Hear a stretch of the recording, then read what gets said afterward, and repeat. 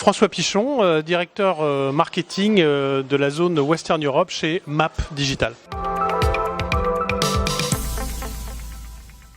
Alors écoute, assez simplement, le premier, nous sommes une marque jeune qui est née au mois de septembre, donc à peu près 6 mois d'existence. Donc d'abord, développement de la marque dans un marché du digital marketing qui est assez encombré.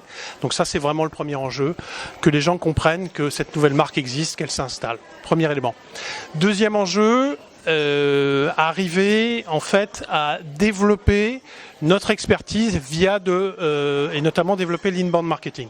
C'est-à-dire arriver à développer du contenu à valeur ajoutée en fédérant nos experts. On a pas mal d'experts chez MAP qui connaissent bien les technologies de DMP, les solutions de gestion de campagne multicanal, mais il faut simplement arriver à fédérer tout ça pour en faire finalement un contenu intéressant pour que ça fasse venir effectivement des prospects potentiels, voire des clients sur nos différentes présences online. Et le dernier défi, bon, c'est un peu un défi commun du marketing, c'est d'arriver à générer des leads de très bonne qualité, donc des leads très qualifiés pour la force commerciale.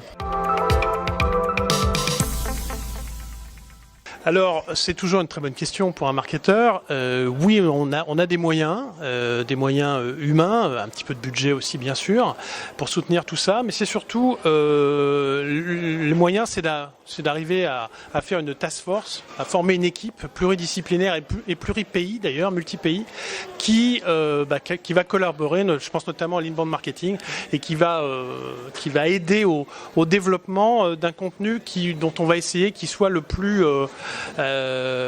qui servent le plus de pays, le plus de régions, le plus de marchés possible. Donc des moyens d'organisation là.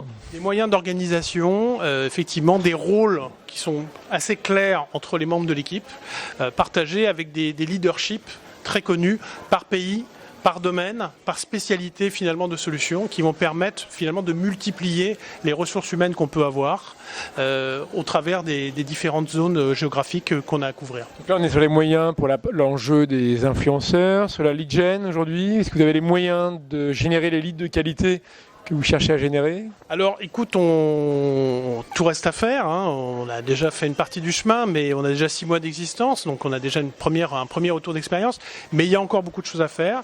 Je pense que ce qu'on est en train de mettre en place devrait effectivement conduire à une qualification de lead et amener des leads, notamment des leads entrants, plus qualifiés que ce qu'on a fait par le passé. Alors moi j'ai l'impression, pour avoir été dans ce domaine de l'IT depuis quelques années, les cheveux blancs en témoignent, que ça s'accélère, que tout ça s'accélère, et que en fait ce métier effectivement a fortement changé. Si on regarde des zones d'activité comme les RP par exemple, tout ça explose, les cartes sont complètement rebattues. Quand on voit la manière aussi dont on utilise les différents moyens, les événements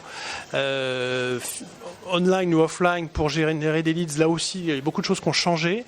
Donc ce métier évolue énormément. Je pense que le mot-clé c'est probablement de rester extrêmement informé de ce qui se fait, des bonnes pratiques. Donc d'aller piocher les bonnes pratiques. On n'a pas la science infuse, on ne peut pas l'avoir, ça va trop vite, il y a trop de paramètres qui bougent, trop de dimensions. Donc l'idée c'est vraiment de bien voir ce qui se passe autour de nous, de prendre de l'information très régulièrement, de savoir aussi la digérer, de la partager. Toutes les pratiques ne sont pas bonnes forcément à répliquer dans son cas, mais il faut avoir je pense un sens de l'analyse rapide, assez dynamique pour dire tiens oui ça peut s'adapter à mon cas, ça je peux m'en servir, pas forcément réinventer la roue, parfois on a besoin d'inventer des nouveaux concepts, mais souvent on s'aperçoit que c'est l'utilisation très très rapide et de manière cohérente d'un certain nombre de techniques que l'on voit par exemple dans des réunions du CMIT qui permettent d'aller plus vite. C'est un lien effectivement avec ce que je viens de dire juste avant. Le CMIT permet très vite justement de récupérer des bonnes pratiques de la part de ses pairs. Il y a un certain nombre de formats que je trouve très agréables dans le CMIT, notamment des choses un peu récentes, Barcamp, des choses comme ça, des formats aussi de formation, un peu d'évolution personnelle, qui permettent de recadrer très très vite, de se resituer, de se benchmarker par rapport à ce que font nos collègues, nos pairs, et ça permet très très vite de s'ajuster et de se remettre en question, très important pour le marketing, et d'évoluer très vite et d'aller dans le bon sens. Voilà. Merci François. Merci à toi.